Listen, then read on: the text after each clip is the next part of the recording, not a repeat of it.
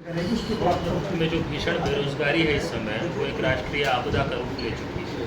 जीवन मरण का सवाल बन चुका है। इसके पर्याप्त आंकड़े हैं और रियल लाइफ स्टोरीज हैं जिससे ये साबित होता है। हम लोगों की कोशिश ये है कि जो हताशा और निराशा में नौजवान युवा है जो विवश हो गए हैं आत्महत्या तक करने को, हम उस हताशा और निराशा से निकाल के देश को उम्मीद और समाधान की तरफ ले जाएं। इसके लिए देश भर के 113 संगठन साथ आए और सबने मिलजुल कर एक संयुक्त युवा मोर्चा का गठन किया। एक कॉमन एजेंडा पे आम सहमति बनी।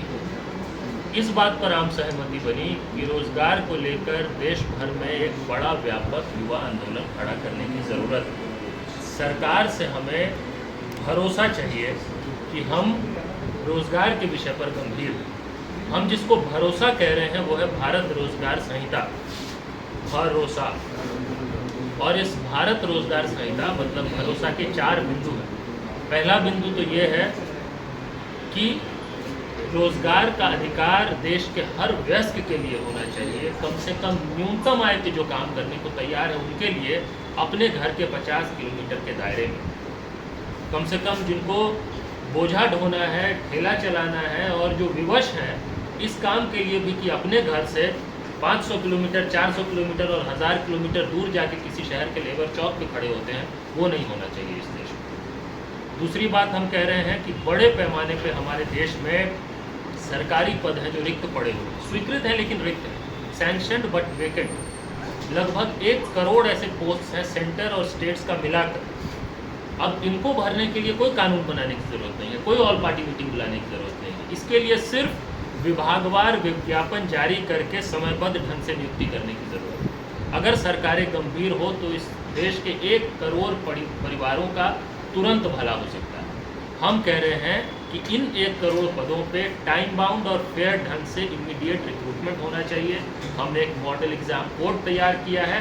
उस मॉडल एग्ज़ाम कोड के अंतर्गत जो ये कहता है कि कोई भी रिक्रूटमेंट प्रोसेस हमारे देश में, चाहे वो 2 टियर का हो चाहे 3 टियर का हो, वो अधिकतम 9 महीने में पूरा हो सकता है अगर उसको विज्ञापन से लेकर नियुक्ति तक की हम बात कर रहे हैं। तो तीसरा बिंदु भारत रोजगार संहिता का है कि जो संविदाकरण चल रहा है हमारे देश में, बड़े पैमाने पे रैम्पेंट कॉन्ट्रैक्चुअलाइजेशन हो रहा है। ऐसे ऐसे जॉब्स में जो पेरेनियल नेचर का है, जिसका साल भर काम होना है, 12 महीने का काम है, उसको ठेके पर दे दिया जाता है। समझ में आता है कोई सीजनल काम है, कॉन्ट्रैक्ट हो रहा है तो फिर भी उस पर बात की जा सकती है, लेकिन शिक्षक का काम ठेके पे, देश की सुरक्षा ठेके पे, तो ये कॉन्ट्रैक्चुअलाइजेशन की जो पॉलिसी है ये बंद होनी चाहिए। और चौथी बात जो हम कह रहे हैं वो है कि जो देश के राष्ट्रीय उपक्रम खास तौर पे जो मुनाफा कमा रहे हैं या जो मोनोपोली सेक्टर्स हैं, उदाहरण के लिए रेलवेज हो, पोर्ट्स हो, एयरपोर्ट्स हो, ये मोनोपोली सेक्टर्स हैं। बहुत सारे कोर सेक्टर्स हैं, बैंक्स हैं जो इमेंस प्रॉफिट में है लेकिन उसके बावजूद उनका निजीकरण चल रहा है।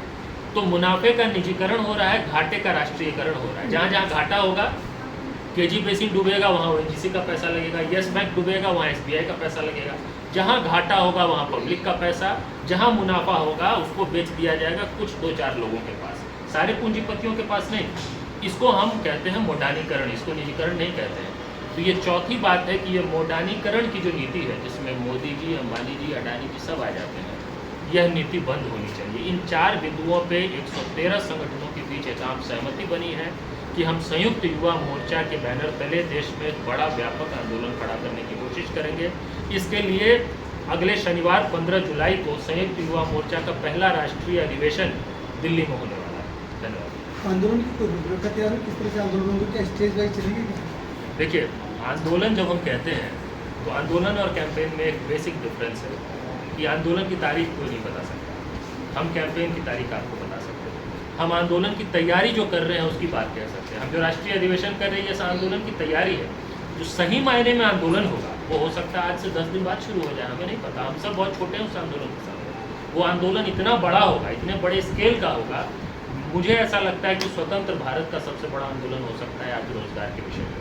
आपने पिछले साल देखा, सिर्फ रेलवे भर्ती को लेकर जो प्रदर्शन हुए उसका स्केल देखिए, उसका वॉल्यूम देखिए, उसकी एनर्जी देखिए। सिर्फ सेना भर्ती को लेकर, अग्निपथ को लेकर हुआ उसका स्केल देखिए, उसका एनर्जी देखिए। जिस दिन ये व्यापक एकजुटता के साथ रोजगार के विषय पे आंदोलन हो गया, जब जो मनरेगा के लिए, शहरी रोजगार गारंटी के लिए, ठेके प्रथा के खिलाफ, सरकारी भर्तियों के लिए सब एकजुट होकर जिस दिन आंदोलन करेंगे, आप बस कल्पना करिए कि उस आंदोलन का स्केल कैसा होगा।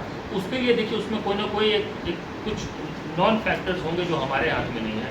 हम आंदोलन की ज़मीन तैयार कर रहे हैं। हम जो देश में युवाओं में असंतोष और आक्रोश है उसको एक सकारात्मक दिशा देने की कोशिश कर रहे हैं। उसके जितने स्टेक होल्डर्स हो सकते हैं उनको साथ ला रहे हैं, एक व्यापक एकता बना रहे हैं। उसी के लिए संयुक्त युवा मोर्चा का गठन